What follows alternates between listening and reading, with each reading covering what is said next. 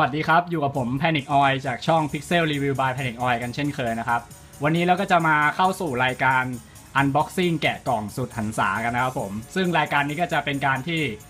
เอามาแกะกล่องพัสดุที่ผมได้มาใหม่นะครับโดยที่แบบจะไม่ได้รีวิวอะไรละเอียดเท่ากับการรีวิวนะครับก็จะมีนี่ฮะของอุปกรณ์ของเราครับมาเราเริ่มแกะกันเลยคือพัสดุนี้ก็เพิ่งได้มาจากญี่ปุ่นนะครับส่งมาจากญี่ปุ่นเลยก็เพิ่งได้เมื่อเช้านี้ครับผมเดี๋ยวจัดโอ้ยโอเคเรามาเริ่มแกะกันเลยครับดูซิจะส่งอะไรมาให้เราอาจจะเป็นระเบิดก็เป็นได้นะฮะนี่ครับแกะออกมาเรียบร้อยนะฮะอะไรวะเนี่ยอะไรดำๆเนี่ยอ๋อของคือแค่นี้ฮะไอ้ที่เหลือนี่คือการกระแทกโอ้นึกว่าอะไรกล่องเบลอล่าครับโอเคโอ้แพ็คมาหนาแน่นใช้ได้นะโยนกล่องที่หน่อยครับเรามาดูครับมันคืออะไรวะเนี่ยใครส่งแหวนมาให้ผมปะวะแป๊บนึงนะฮะผมขอแกะแบบทนุถนอมนิดนึงนี่ถนอมแล้วเหรอโอเคครับกล่องดำมาเมื่อมเลยนะฮะอ้าวแกะผิดด้านนะครับนี่เป็นด้านก้นมันครับ โอเคอ๋อนาฬิกาของ AKB48 นะครับที่ผมสั่งไปจากเว็บต่างประเทศนะครับเป็นเว็บของญี่ปุ่นนั่นเองคือเป็น Limited นะครับผลิตตามจำนวนคนที่สั่งนะฮะโอ้สวยงามเลยทีเดียวครับลองดูเดี๋ยวมาแกะดูข้างในกันว่าเป็นยังไงบ้างนี่ครับตรงส่วนฝาก็จะมีสกรีนครับ AKB48 นะครับแล้วก็ตัวเรือนนาฬิกาครับ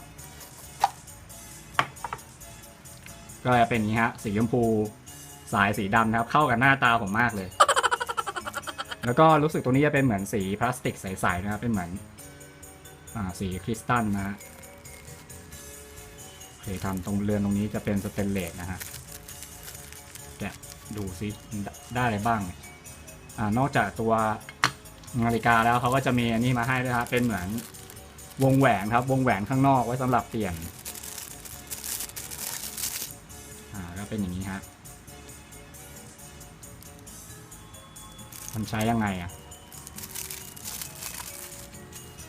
โอเคเรามาดูตัวนาฬิกาชัดๆกันฮะนี่ครับคือนาฬิกาพวกนี้มันก็จะเป็นตามเมมเบอร์ของวงนะฮะอย่างคนนี้ที่ผมสั่งมาก็เป็นสลักชื่อของมายุวัตนาเบะนะครับซึ่งก็คือเป็นเมมเบอร์คนหนึ่งที่ผมชื่นชอบคือจริงๆผมชอบอีกคนนึงแหละแต่ว่า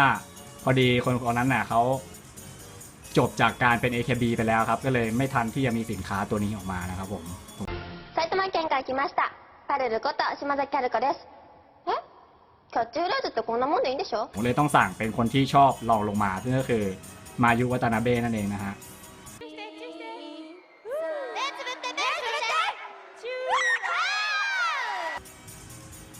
ครับผมเดี๋ยวแกะดูข้างหลังเรือนกันหน่อย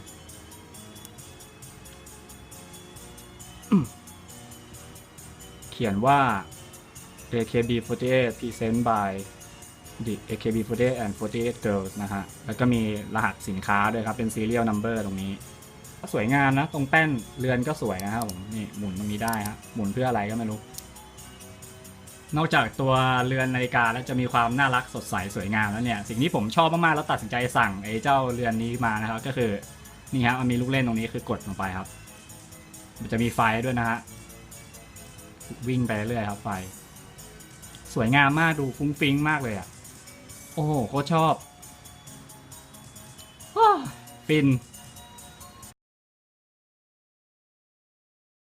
ก็แค่ความโสดมันก็มาอีกครั้งไม่มีเขาก็ไม่ตายตัวฉันเชื่อว่าอย่างนั้นฉลองกันไปคืนนี้จัดกันไปให้พอดีแล้วเริ่มในวันพรุ่งนี้ทำให้ดีกว่าที่เคยแต่น้ำหนักเบาครับดูไม่ค่อยทนทานเท่าไหร่นะคือไม่เหมาะเอาไปใส่อ่ะเหมาะเอามาขึ้นหิ้งบูชาซะมากกว่านะคู่มือนะฮะการใช้งานต่างๆเป็นการสอนวิธีการเปลี่ยนวงแหวนนะฮะ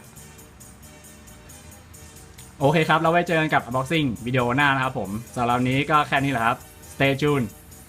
Bye